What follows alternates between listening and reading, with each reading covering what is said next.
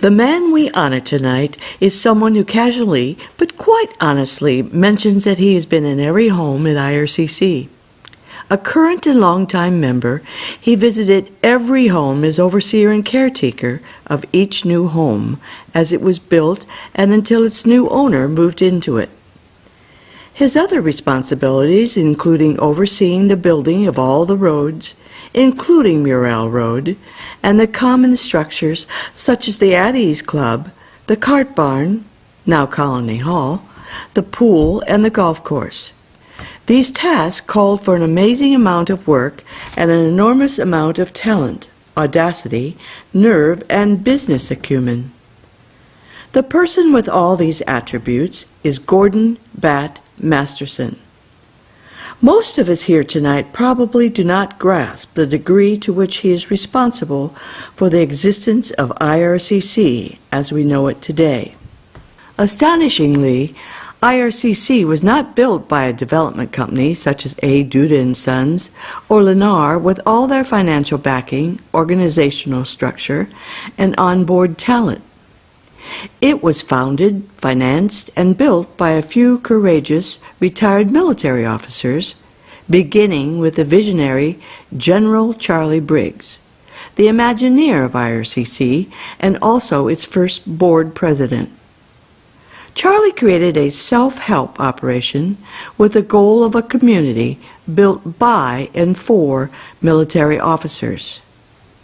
Bat is the man who brought that dream to fruition. Who is Bat Masterson, and what gave him the capacity to achieve great things, even long before his military career? Bat was born in Detroit, Michigan in 1932, the youngest of 5 children of first-generation American parents. Bat's father worked at Ford Motor Company.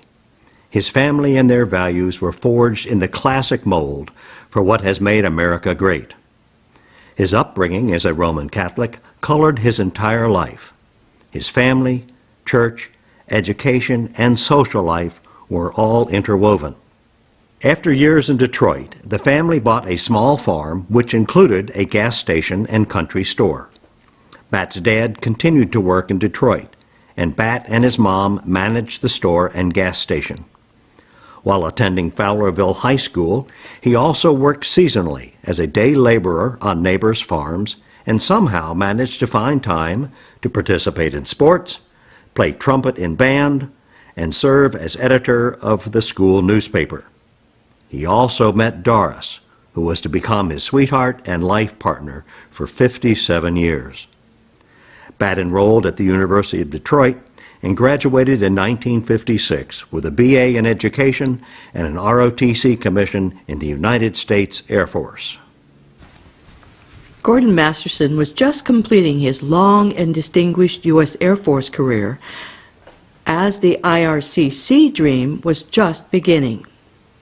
The day he retired in 1984, Brigadier General Masterson and his family headed directly to Melbourne Beach, where they would be renovating a 75-year-old classic Spanish home bequeathed to him by his late uncle. He had retirement plans, but he had no idea what was in store for him. It seems divine providence, or maybe it was the nascent IRCC gods, who put Bat into this situation for him to carry out Charlie Briggs' dream community. Although both were members of the local MOA chapter, Bat and Charlie Briggs did not yet know each other. Out of the blue, Charlie telephoned him to ask if he would be interested in meeting to discuss the possibility of joining up with him to build this community. Perhaps Charlie had gathered some information about Bat from a common acquaintance at MOA, possibly the former Chief of Chaplains, Roy Terry, and he wanted to tap his talent. Bat met with Charlie at a MOA breakfast, and Charlie had a chance to sell his project and asked Bat to join his management team. Already looking for a right retirement job, Bat had already been offered an attractive job as a city manager and also had overtures from Grumman. Bat and Doris faced a very difficult decision. take a stable position with a known salary, etc., or team up on a speculative venture, which would not pay much money. After discussing the offer with Doris, and for some hard-to-articulate reason, they both decided to accept Charlie's offer. Charlie promptly named him CFO. The early history of IRCC was marked by daily miracles. As noted above, and what cannot be overemphasized, it was not an established developer who was developing this community, just a couple of dreamers, miracle seekers. Bat says that by the end, the knees in his pants were worn out equally from praying and begging. His first meeting with Charlie included Vice President General Dudley Gordon and Treasurer Gilhouse. Bat listened to what he thought was a vague explanation of the financial footing for the project and called it a $25 million mirage. The money was said to be available, but was never identified. When Bat was fully on board, he learned that one financial backer after another peeled off and that only one remained, the First Union Bank of Cocoa Beach. Charlie and Bat went to settle on the $1.3 million loan and began to sign a large packet of papers until they came upon the one that was entitled Personal Endorsement. Bat balked at signing that paper and suggested to Charlie that they go out into the hall for a meeting. Bat convinced Charlie to walk away and seek a larger, friendlier loan. They hit the road to solicit loans to some 25 banks. Bat visited the 26th bank, First Federal Savings and Loans of Osceola, and discussed with the bankers a $3.6 million loan, precisely the estimated amount needed to start building. He convinced the loan manager to come over to Melbourne to meet Charlie, whom he knew could sell the project and talk his way into the loan, which he did. Bat was with the IRC Dream Project for only 11 months when a quake rocked the fledgling group in the form of Charlie's sudden and untimely death in November 1987. Bat suddenly felt the weight of the Dream Project fall heavily on his shoulders. He was now the president, standing virtually alone, and had to decide which direction to take. He knew that he couldn't move forward without a firm commitment of the board and membership. The 400 members who had already staked the project with a hefty down payment gave an overwhelming mandate to proceed. He proceeded with confidence and courage, and then he rallied the board and members to move forward with vigor and determination.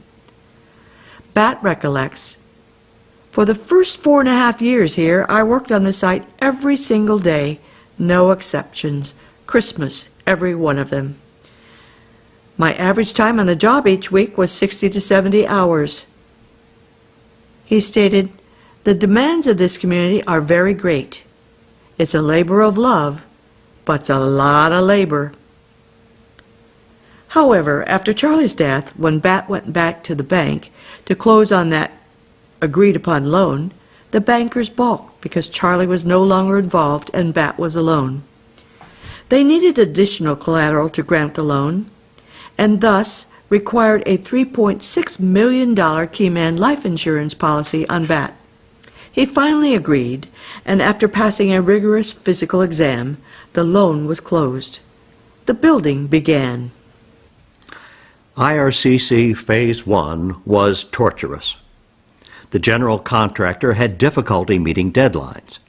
Eventually, they managed to structure roads in IRCC and begin some homes on Continental Avenue. The fabrication shop built large sections of homes which were then trucked via dirt trail, now Viera Boulevard, to the home sites. As Phase 1 neared completion, Bat determined it was best to terminate the relationship with the general contractor. However, at this very time, he was in discussion with First Federal for a $7.2 million loan for Phase 2. The bank balked and questioned IRCC's insufficient collateral for the loan. Then, as happened several times since the beginning of the project, Jack Malloy of A. Duda and Sons saved the day by pledging the next phase's land as collateral for the loan, and the loan was granted. Later, A. Duda would set up a $300,000 line of credit to use in cases of tight cash flow. This promise of Duda's financial backing brought great relief to Bat and the IRCC operation, even though it was never used. Bat states, "We would not be here if not for Duda and Sons." We can add Bat's name to that list. Above all, though, Bat stresses that the most important source of dollars came from members. Those early members hired IRCC to build their homes, and proceeds from the construction of those homes, in excess of $100 million, provided for most of the rest of the assets IRCC owns.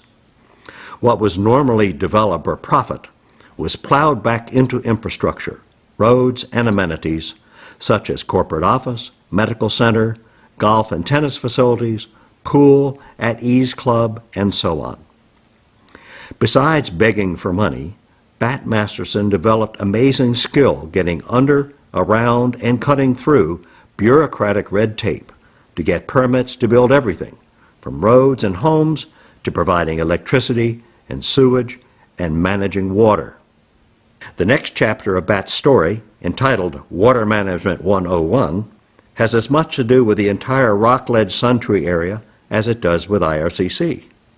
On top of solving water pouring from the heavens, Bat had to work with COCO on the challenge to provide adequate drinking water supplies to IRCC, a basic necessity easily taken for granted by residents as they turn on the faucet. Typically, the process did not flow easily. In 1994, Bat's association with IRCC in an official capacity came to an end. By this time, though, all the home sites had been developed, 600 of them were occupied. The amenities were complete. IRCC was debt-free and had approximately $2 million in the bank. Bat appears comfortable now in retirement and lives in a beautiful home in Suntree. He dearly misses Doris, who died in 2012, but he enjoys the visits of their 7 children and 15 grandchildren. Bat has retired from 2 challenging and arduous careers. The magnitude, intensity, and scope of the second career, however, must have come as quite a surprise. There must have been times when that passed-up city manager's job looked quite inviting to Bat. What carried Bat through everything, never to vacillate or look back, is the dimension of him that is part of his core being, his spirituality. He says that his faith has always helped him to manage perspective, that there were many times that self-doubt could have led to failure. Bat has always been an early riser, arising at 4:30 a.m., and he starts each morning with scripture reading. He attends Mass daily. He says, "There are many challenges I would not have attempted without meditation and prayer." The life story of Bat Masterson reveals a rich, colorful history with many interesting twists and turns.